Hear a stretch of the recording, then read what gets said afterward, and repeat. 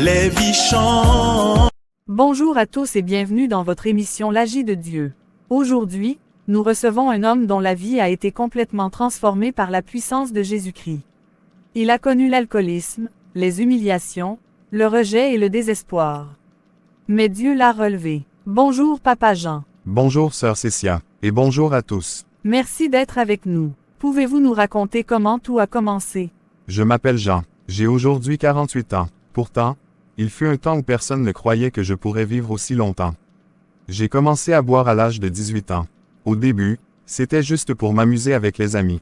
Je pensais contrôler la boisson, mais je ne savais pas qu'elle était en train de prendre le contrôle de ma vie. Les années ont passé. Je buvais le matin, à midi et le soir. Quand je me réveillais, mon premier réflexe n'était pas de prier ou de manger. Mon premier réflexe était de chercher une bouteille. Je me suis marié. Ma femme espérait que le mariage me changerait. Malheureusement, je suis devenu pire. Quand j'étais ivre, je criais dans la maison. Je cassais des objets. Je rentrais parfois à 3 ou 4 heures du matin. Mes enfants avaient peur de moi. Je dépensais l'argent du foyer dans les bars. Je mentais constamment.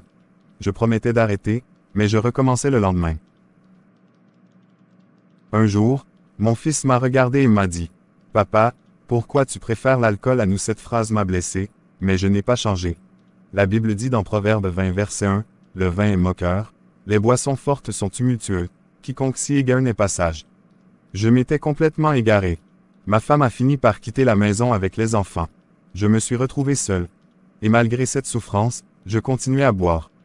Vous aviez tout perdu. Oui, j'avais perdu ma famille, mon travail, ma dignité et même l'estime de moi-même. Je n'étais plus qu'une ombre. Le pire, c'est que je pensais que Dieu m'avait abandonné. Pourtant, c'est à ce moment-là que Dieu préparait mon salut. Comment le Seigneur Jésus a-t-il agi dans votre vie? Une nuit, j'étais assis seul devant une bouteille.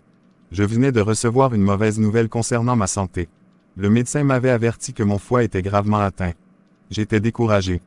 Je regardais ma bouteille en me disant « Ma vie est finie ». Cette nuit-là, j'ai commencé à pleurer. Pour la première fois depuis des années, je ne priais plus depuis longtemps. Mais dans ma détresse, j'ai levé les yeux vers le ciel. J'ai simplement dit « Seigneur, si tu existes vraiment, aide-moi ».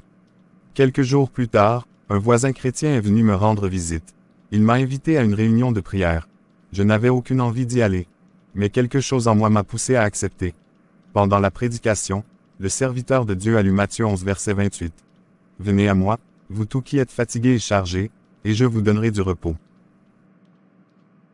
J'ai eu l'impression que ce verset était adressé directement à moi. J'ai commencé à pleurer devant toute l'assemblée. Je sentais que Jésus parlait à mon cœur. À la fin du culte, on a prié pour moi.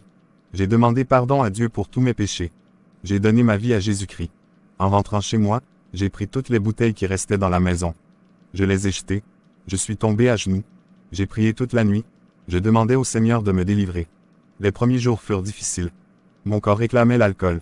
Mais chaque fois que la tentation venait, je priais. Je lisais la Bible. Le plus dur était le jeûne. Je jeûnais. Je fréquentais les réunions de prière. Petit à petit, quelque chose changeait en moi. Une paix nouvelle remplissait mon cœur. Une force que je ne connaissais pas me soutenait. Comme il est écrit dans 2 Corinthiens 5h17. Si quelqu'un est en Christ, il est une nouvelle créature. Et c'est exactement ce qui m'est arrivé. Jésus me transformait de l'intérieur. Que s'est-il passé après votre conversion? Les miracles ont commencé. Ma santé s'est améliorée. Mon comportement a changé. Mes proches ont remarqué la différence. Au début, personne ne me croyait. Tout le monde pensait que j'allais rechuter. Mais les semaines sont devenues des mois. Les mois sont devenus des années. Aujourd'hui, cela fait plus de 10 ans que je n'ai plus touché une seule goutte d'alcool. Ma femme est revenue. Mes enfants me respectent à nouveau.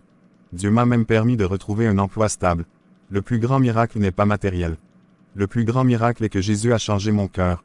Aujourd'hui, je sers Dieu. Je témoigne partout de ce qu'il a fait pour moi. Quand je vois des personnes prisonnières de l'alcool, je leur dis « Ne perdez pas espoir. Jésus peut vous libérer, car ce qui est impossible aux hommes est possible à Dieu. » Quel message souhaitez-vous laisser à ceux qui nous regardent?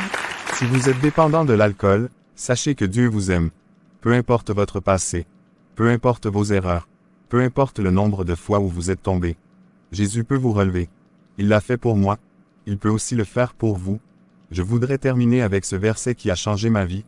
Jean 8 verset 36. Si donc le Fils vous affranchit, vous serez réellement libre.